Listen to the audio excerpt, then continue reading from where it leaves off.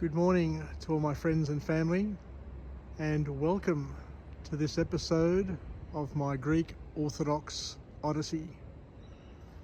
I'm here in the grounds of Sydney University, heading to work, and I just wanted to share an experience that I had yesterday whilst attending the Sunday liturgy at St John the Baptist Church, Parramatta, the Greek Orthodox Church there. And Dr. John Pseudomatis talked about the importance of being one with God and being a repository and a reflection of God in what we do, what we say, what we think. And he put a wonderful, wonderful spin on it, which, as I said, I'd love to share with everybody today. So for many people of the faith, coming to know Jesus and becoming one with God is something which is a goal that is held high by many. But what Dr. John said yesterday was more than trying to become one with God is to allow God to become one with you, and for us, each and every one of us, to be a reflection of God's love and to do the things that are God pleasing. It's an interesting subject, and one which is a little bit tricky to get one's head around, but I'll do my best this morning just to chat about it and to try and deliver as best I can what Dr. John was saying yesterday. So I think we all understand that the purpose in life is to firstly serve God with all our heart, mind and soul, to be his servant and to do the things that are God pleasing. And the second tenet is to serve our neighbour with all our heart, mind and soul, and to do what is right for them. And this is where Dr. John said that it's important to be able to understand that because we're made in the image of God, there is an invitation there for us to be God-like. And in our decision tree, to be able to ask the question, what would Jesus do now? Because Jesus is the second person of the Holy Trinity and is indeed perfect God and perfect human. And to ask ourselves, what would Jesus do now? How would Jesus express the love of God? And that's why we say there is an opportunity for each and every one of us to have God work through us, to do the things that are God pleasing, to be one with God and for God to be one with us. And on the topic of loving our neighbour and loving our enemy, this is one of those topics that is always hard to understand. How can you love somebody who has hurt you? How can you love somebody who's not close to you? So the way I guess I see this is it's important to be open-minded, more importantly to be open-hearted, and to see everybody as being on our team.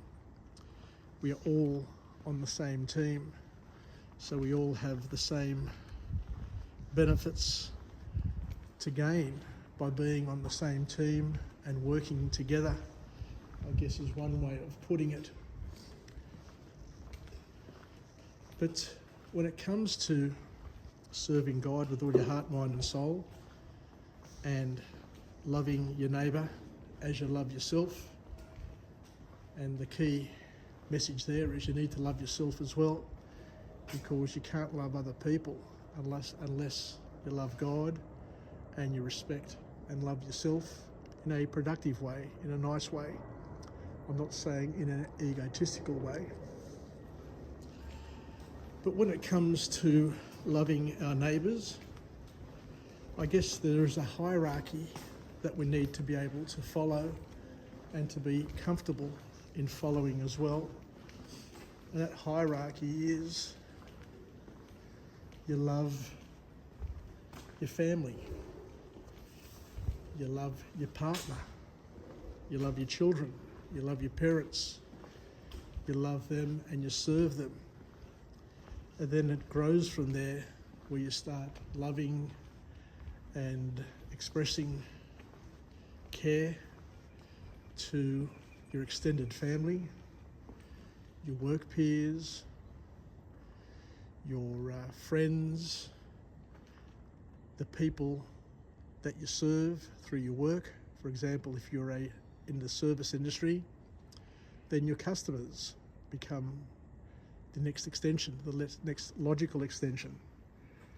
And it grows from there until you get to the point where you can see everybody as being one and equal, and you can express your love for everybody in what you do, what you say on a daily basis. But I think the key message is that it is a journey.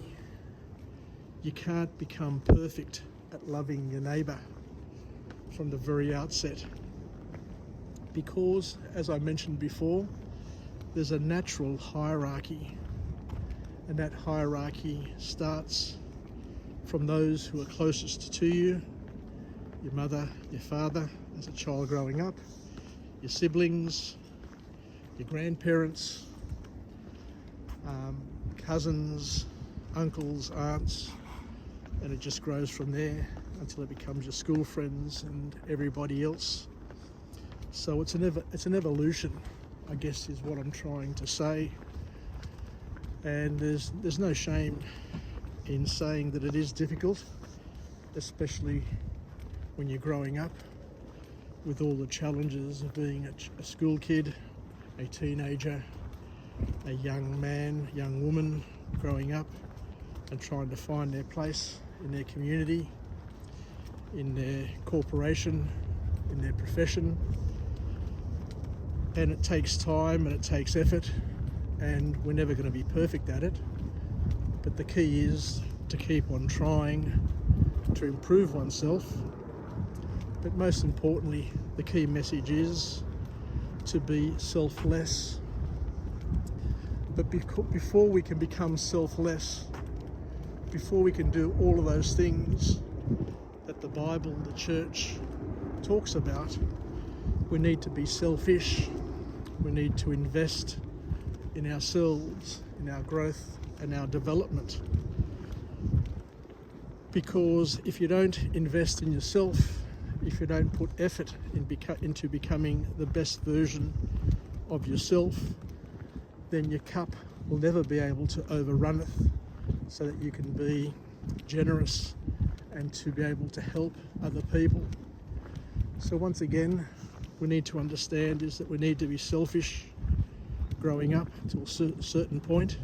That's why our parents send us to good schools. That's why our parents invest time and effort into us, so that we can gain the skills to be able to traverse and to do the best we can in life.